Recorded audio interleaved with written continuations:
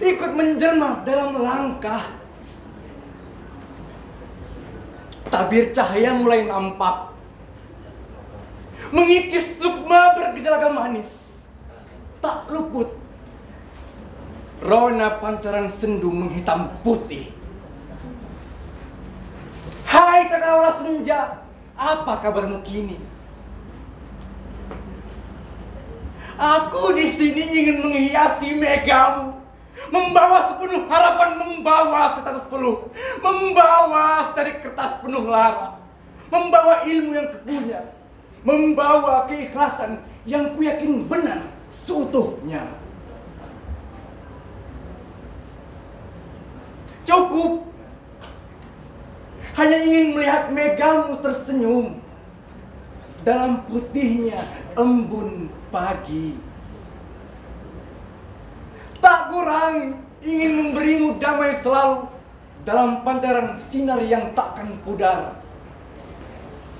Dalam begitu sehatnya tawamu, dalam begitu sehatnya langkah tegapmu, dalam begitu sehatnya masyarakat naunganmu.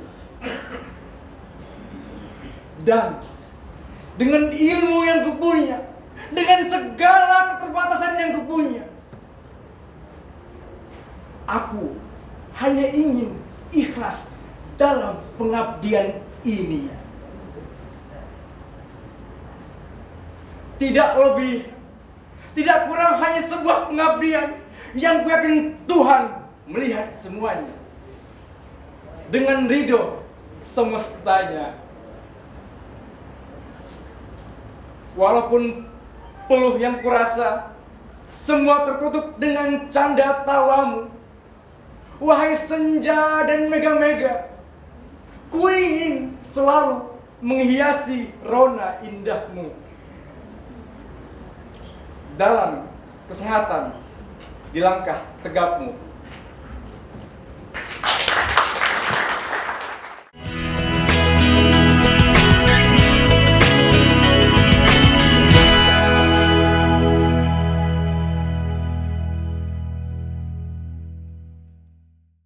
Bismillah. Assalamualaikum warahmatullahi wabarakatuh. Alhamdulillah. Yaqulu ba'da hamdil jalali musallian ala nabiyil ali Abdul Azidur Rahmatil Karimi Ahmadu bin Abidin Rahimi. Alhamdulillah Allah berikan saya kesempatan untuk bicara di sini. Sebenarnya saya deg-degan sekali karena berhadapan dengan orang-orang yang luar biasa sekarang ini. Pertama, saya ingin memperkenalkan diri sendiri dulu. Nama saya Pian Amin, mahasiswa Ilmu Ekonomi 2012 yang sekarang menjadi santri KM FEUI. Pertama-tama yang terhormat kepada Pak Adi Warman Karim dan tadi yang tadi udah datang Bapak Bujengga yang nanti akan datang. Terus ada yang terhormat Ibu Nasro, Pak Budi Hikmat, Pak Bang Andi, Bang Adi dan semua undangan yang saya hormati. Saya sangat senang berada di sini bertemu dengan orang-orang yang luar biasa yang saya idolakan. Sedikit saya ingin bercerita. Sekitar 1,5 tahun lalu, waktu sebelum saya masuk IKM FEUI, Ketua Asrama IKM mewawancari saya dan menanyakan satu pertanyaan yang sampai saat ini saya ingat. Pian, saya ingin nanya kamu, ketika kamu nanti mati, kamu ingin dikenal sebagai apa? Kamu ingin dikenal sebagai apa? Dan waktu saat itu, alih-alih menyebutkan sebuah posisi atau profesi, waktu itu saya membayangkan seseorang yang sangat saya idolakan, yakni Profesor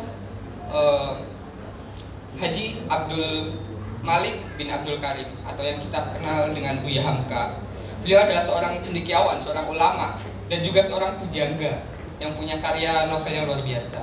Seorang yang mempunyai karya tafsir Al-Azhar, namun juga seseorang yang membuat kita terenyuh ketika kita membaca cerita tentang Zainuddin dan Hayati. Dan itu sangat membuat saya ingin menjadi seperti beliau.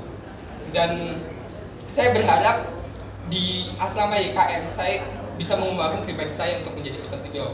Seorang ulama, cendekiawan, namun juga mempunyai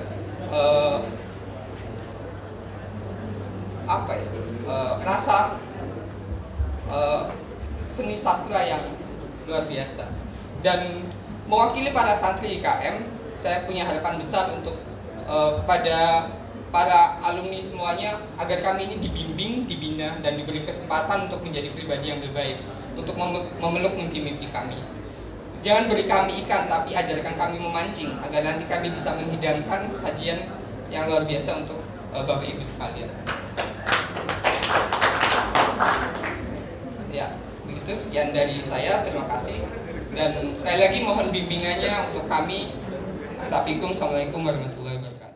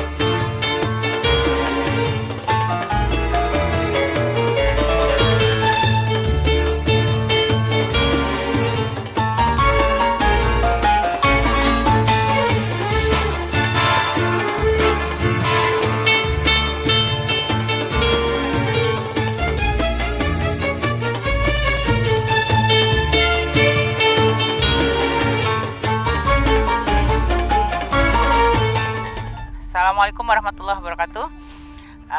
Alhamdulillah hari ini kita sudah melaksanakan satu langkah kecil untuk mewujudkan mimpi besar kita, membangun pemimpin masa depan yang paripurna, yang smart, punya intelektual, spiritual, dan sosial, dan dimulai dari asrama ini mudah-mudahan akan lahir pemimpin-pemimpin.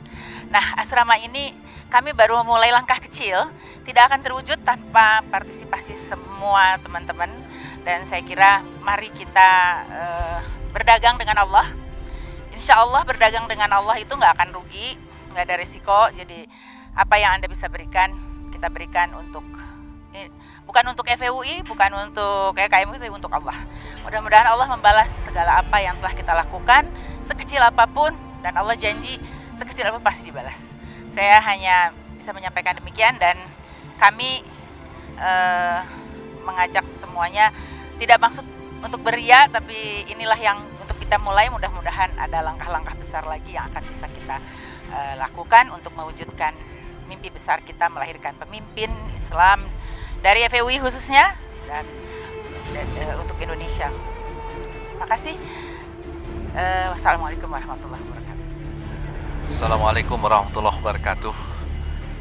Saya mengajak kepada seluruh keluarga besar FEUI, alumni FEUI, atau siapa saja yang berminat menjadi donatur untuk kita bersama-sama mendukung pembangunan asrama pesantren Yayasan Keluarga Muslim FEUI ini. Mudah-mudahan kita berharap pembangunannya bisa cepat kita selesaikan karena dukungan dan partisipasi dari seluruh Bapak Ibu sekalian. Kita tahu bahwa ini penting, kita tahu bahwa ini akan bermanfaat. Oleh karena itu tentu saja partisipasi Bapak Ibu sekalian sangat kita harapkan, dan insya Allah keluarga Muslim FEUI akan terus membangun silaturahim dan asrama ini bisa menjadi pusat nantinya untuk kita terus membangun silaturahmi di antara kita. Billahi taufiq wal hidayah. Assalamualaikum warahmatullahi wabarakatuh.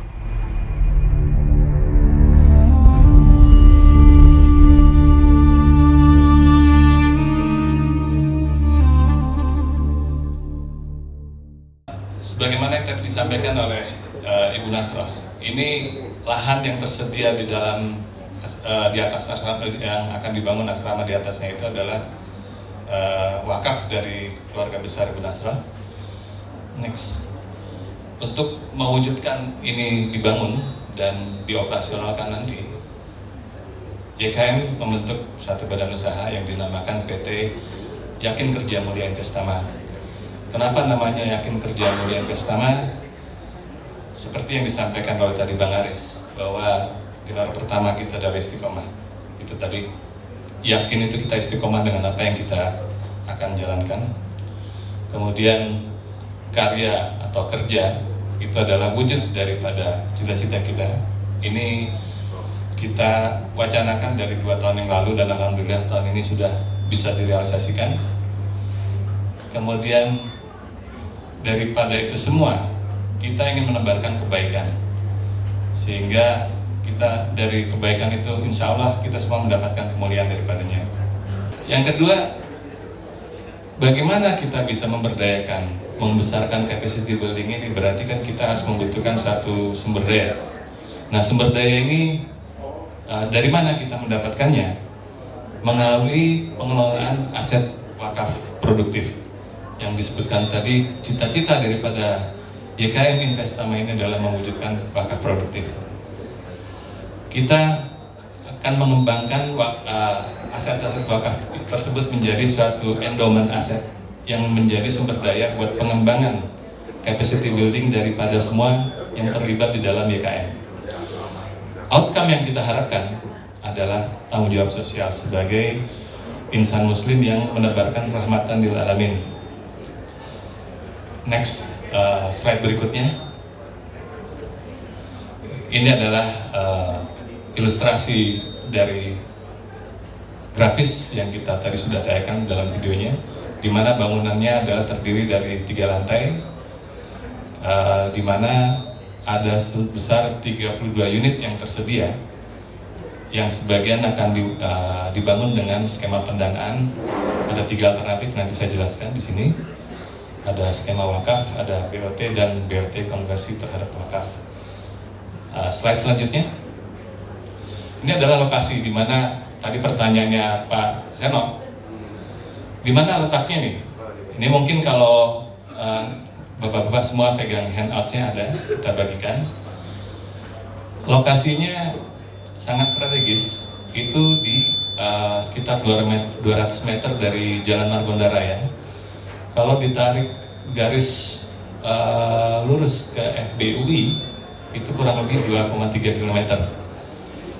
Kemudian kalau di sekitarnya ada Margo City, itu hanya sekitar 700 meter, ada stasiun Pondok Cina sekitar 700 meter, Rumah Sakit Bunda, kemudian Universitas Gunadarma, dan mungkin kalau buat yang pecinta kuliner, di situ ada martabak Kubang enak, nggak jauh dari situ.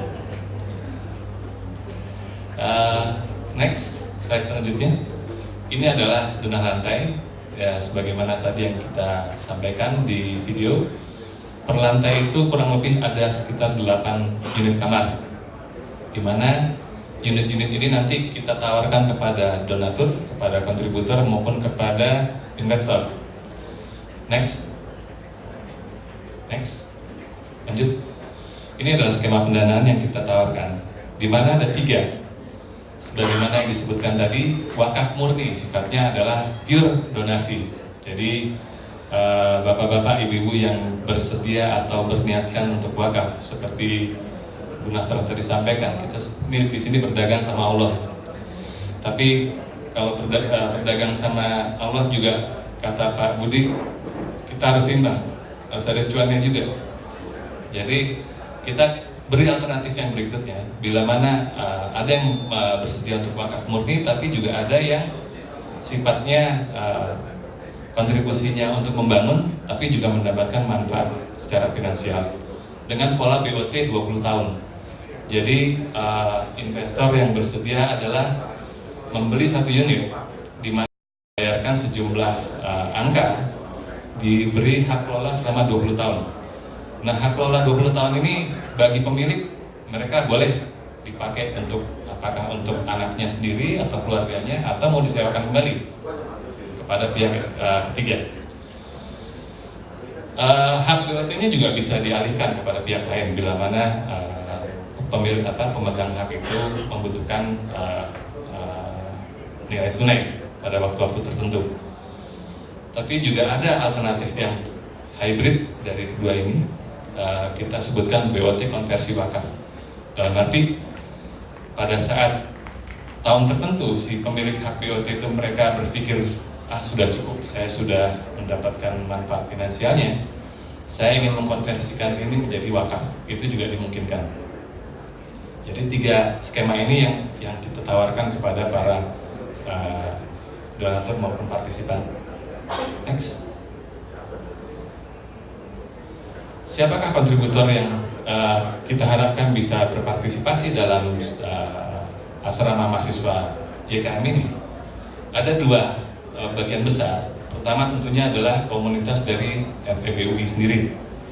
Siapakah mereka? Bisa berupa individu, perorangan, bisa juga berupa perangkatan, gabungan. Kemudian masyarakat, kita juga membuka pintu yang seluas-luasnya, karena ini juga sifatnya adalah komunal. Jadi lembaga ZIS dan wakaf juga dimungkinkan untuk terlibat di sini. Kemudian korporasi, ya ini bicara kalau mungkin korporasi mereka memiliki budget untuk alokasi CSR atau Corporate Social Responsibility, mereka bisa menyumbang di sini untuk mendapatkan suatu reward tertentu dalam bentuk name right daripada mungkin mereknya, mungkin nama korporasinya. Kemudian tentunya individu di luar daripada komunitas FEBUI. Next.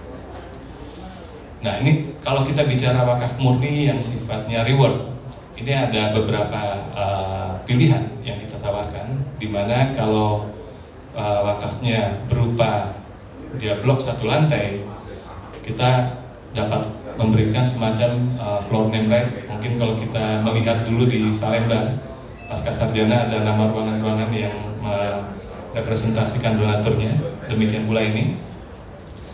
Kemudian kalau kontribusinya per unit, mungkin nanti per kamar itu di pintunya kita bisa sebutkan siapa nama donaturnya.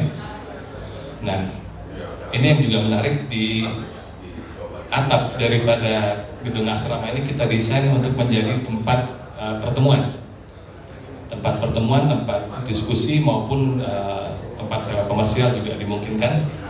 Kalau mereka ngambil ride-nya di sini juga kita bisa beri nama perseroan itu menjadi nama taman yang ada di atasnya. Lanjut, next.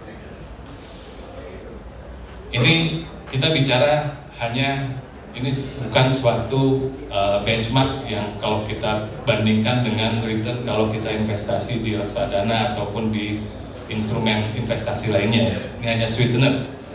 Jadi kalau kita BOT mengacu pada harga rata-rata sewa kos atau apartemen di sekitar Margonda dengan kelas seperti yang kita tawarkan seperti itu setahun secara nominal kurang lebih 7% on return. BOT ini dapat dialihkan tadi sebagaimana kami sampaikan. Kemudian kalau BOT konversi wakaf nisbahnya sedikit lebih tinggi daripada ini. Mungkin ini kalau kita lihat dari derajatnya, wakaf murni itu ratingnya mungkin AAA, yang ini AA, yang ini single A. Next, inilah besaran angka yang kita telah hitung dikaitkan dengan biaya pembangunan yang kita anggarkan, di mana kalau kita per unit wakaf itu nilainya 135 juta. Kemudian kalau satu lantai di blok itu 1 miliar. Kalau BOT 20 tahun itu 198 juta. Kalau dia diniatkan untuk konversi 168 juta ya, harganya. Lanjut, next. Ini adalah spesifikasi dasar. Kamarnya adalah studio, luasannya 3,5 kali 3, bathroom sanitary total, twin bed, ada aircon, ceramic tile, kemudian 24 jam security. Itu yang kami sampaikan. Mungkin nanti setelah ini akan ada pertanyaan ataupun penjelasan lebih lanjut. Dengan senang hati kami dari panitia akan menghubungi Bapak Ibu sekalian untuk memberikan penjelasan yang lebih lengkap lagi. Demikian, terima kasih. Assalamualaikum warahmatullahi wabarakatuh.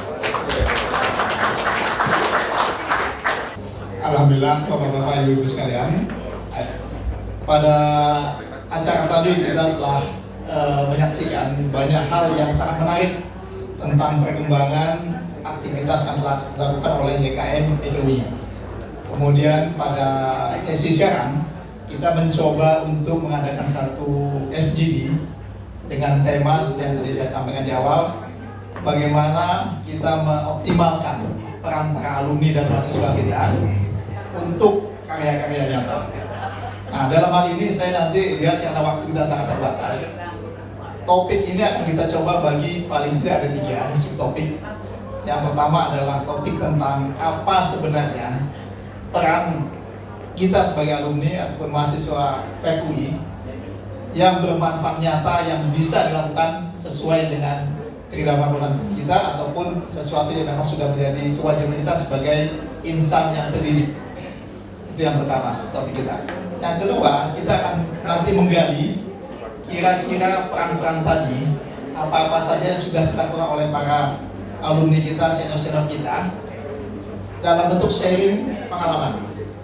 Nah, ini sangat penting karena apa? Karena nanti akan menjadi salah satu contoh bagi YKM untuk mengadopt ataupun memodifikasi yang sesuai dengan langkah-langkah YKM. Itu topik yang kedua. Nah, topik ketiga kita akan bicara tentang YKM, bagaimana kita optimalkan perannya dan kontribusinya untuk mencapai misi tadi.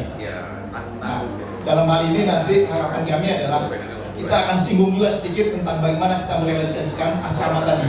Sebagai awal, kita membangun kaderisasi kepemimpinan, intelektualitas, dan juga entrepreneurship, dan juga keilmuan melalui asrama yang akan dibangun, yang mudah-mudahan tidak cuma sekedar skala kecil, tapi akan terus berkembang. Ya. Jadi kurang lebih ada 3 subtopik. Nah, karena waktu yang sangat terbatas, mungkin saya akan bertanya kepada masing-masing narasumber. Di sini ada Mas Bambang Brojo sebagai narasumber, kemudian ada Mas Mirza, kemudian ada Pak Taufik Baudin, kemudian ada Mas Burikmat, kemudian di sini ada Bang Aris Mukti, kemudian ada Mas Fitra, kemudian ada Pak Mustafa Edwin, kemudian nanti juga ada penanggap juga dari Bang Andi. Nah, kita harapkan dari para narasumber dan pembahas ini akan banyak hal-hal yang tergali. Nah, cuma karena waktu sangat terbatas, saya harapkan adalah cukup dengan statement-statement yang sangat-sangat penting dan sangat pokok, sehingga sedikit saja tapi sudah menggambarkan apa yang harus kita capai. Jadi ini mudah-mudahan dengan waktu kurang lebih 60 menit atau mungkin dari itu sudah mendapatkan sebuah hasil. Nah, saya harapkan ada yang menulis nanti sebagai penulis, dan ini akan kita catat dan menjadi tindak lanjut pada tahap berikutnya. Baik, kalau begitu kita segera mulai saja. Dan penanda saya akan memberikan waktu ini, mohon maaf kepada Pak Mas Bambang.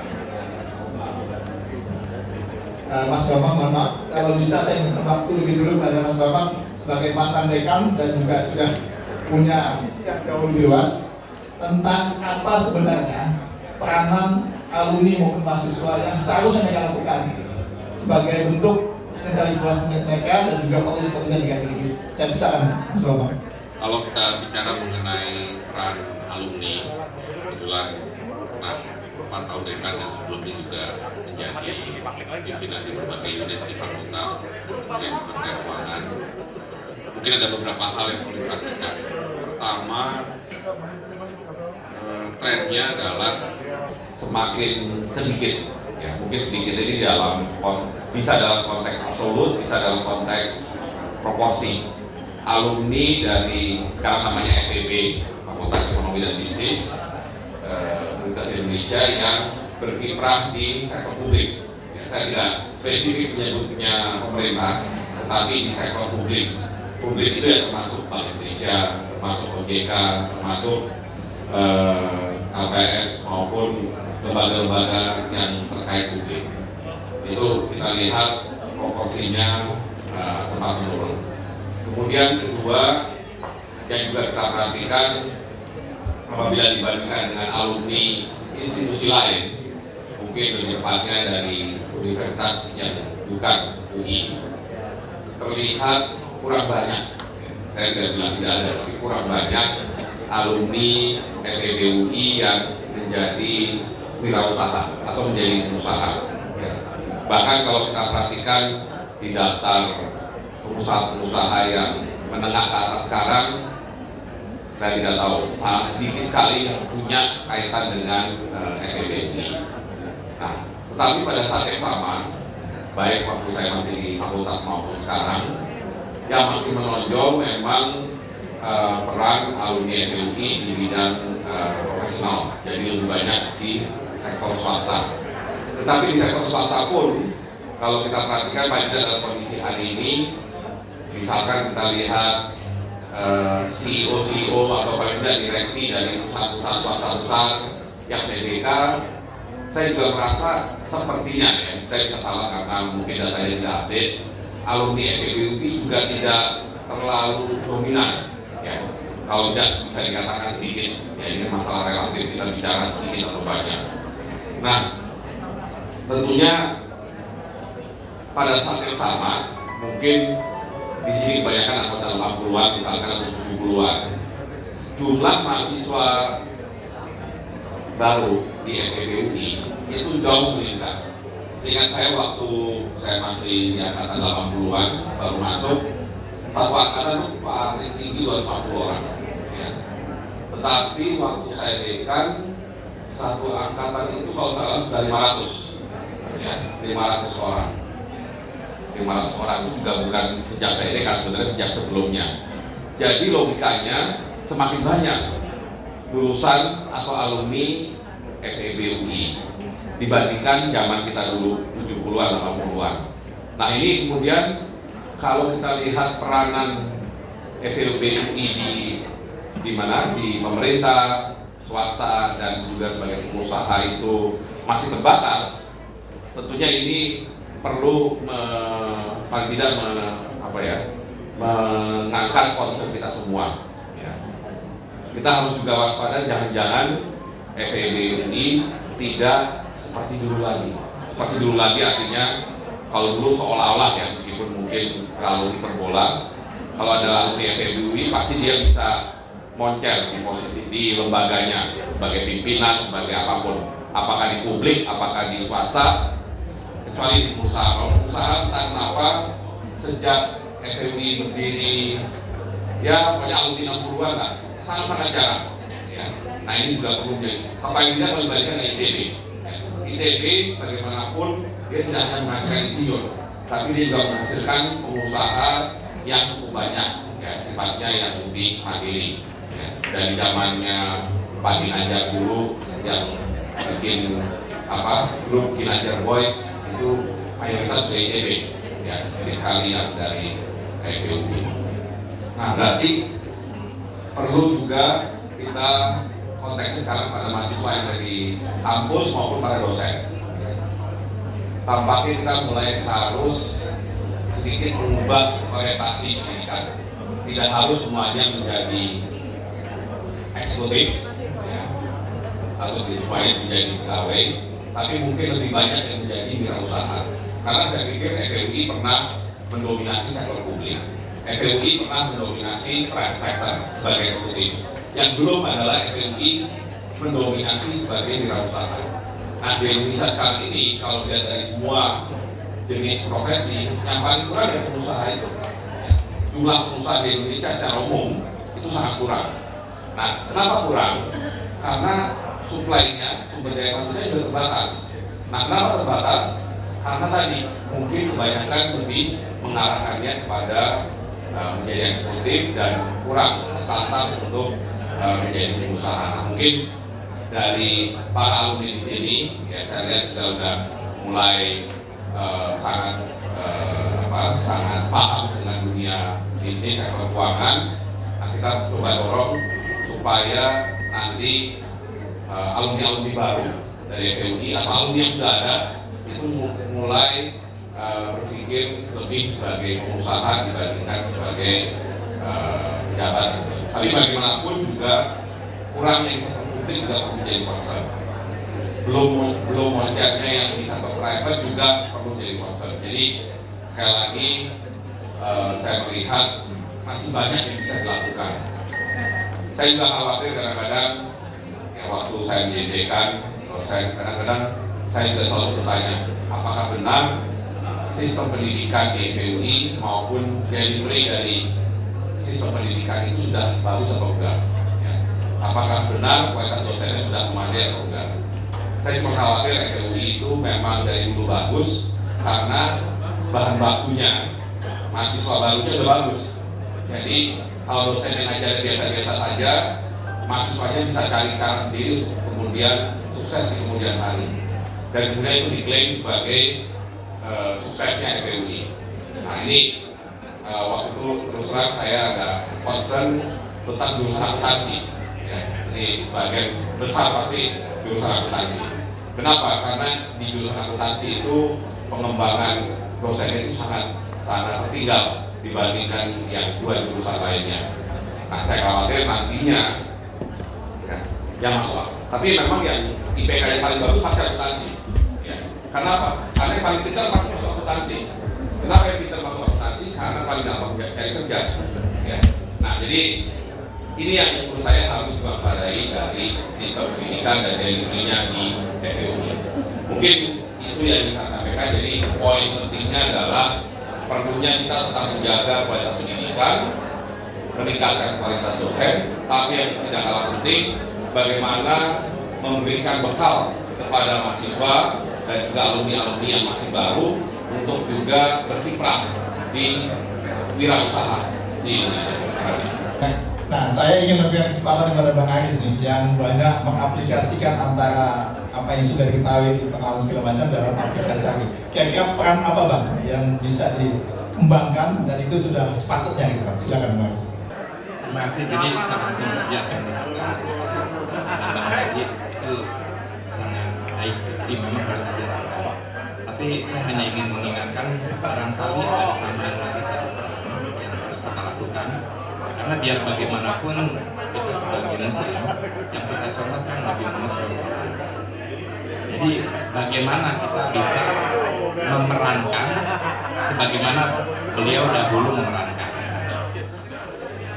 Kalau Nabi itu mengubah, ya, kita, tapi kan kita bisa mengubah.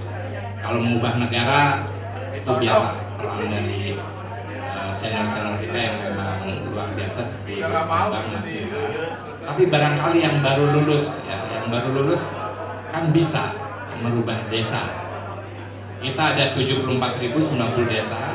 Kalau katakanlah 2 alumni daripada FEUI ini bisa merubah desa selama 1 tahun saja, saya kira sangat luar biasa. Nah, karena itu YKM dengan pesantrennya ini harusnya bisa menelurkan penghuni-penghuni asrama atau pesantren tersebut adalah sebagai pewaris Nabi dalam merubah desa. Bagaimana merubahnya? Nah, ini yang sedang kita lakukan ya. Jadi sebetulnya bukan sesuatu yang wacana atau susah dikerjakan. Nabi itu waktu mengubah tanah desa pada saat hijrah dari Mekah ke Madinah kan ada 5 hal saja yang dilakukan. Yang pertama adalah imaratul masajid, atau kita sebut sebagai bina akhlak atau karakter. Ya. Nah, disinilah peran para santri untuk merubah karakter. Selamat Pak Sugiarto nih, bos saya untuk merubah desa nih Pak Sugiarto. Jadi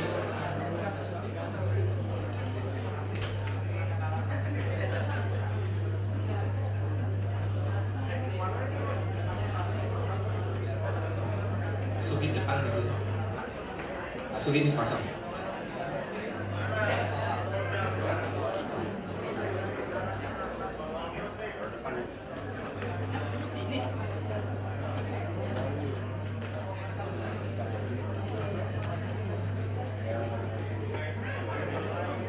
Saya lanjutkan. Jadi yang pertama itu bina karakter.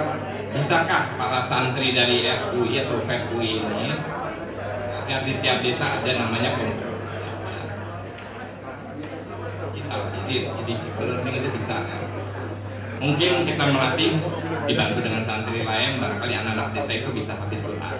Tapi yang paling penting, bisa nggak kita bantu untuk mereka di desa tersebut untuk bisa memiliki pengetahuan teknopreneur yang terkait dengan desa tersebut, apakah pertanian dan yang lain-lain, atau literasi mengenai keuangan. Ya, itu yang kita sebut sebagai bina karakter. Yang kedua yang dilakukan oleh Nabi itu adalah mempersaudarakan Ansar Muhajirin. Itu artinya bina saudara. Bisa nggak santri-santri dari FEPUI di desa tersebut mempersaudarakan warga desa dalam bentuk kelompok usaha mikro atau kelompok usaha bersama? Apakah ternak sapi atau ikan dan yang lain-lain. Yang ketiga adalah kalau Nabi itu perjanjian Hudaybiyah atau Biaqah Madinah. Jadi intinya itu adalah bina sinergi antara yang muslim dengan yang non muslim. Bisakah alumni yang muda-muda dari FEPUI itu di desa membuat warga desa tersebut menjadi anggota koperasi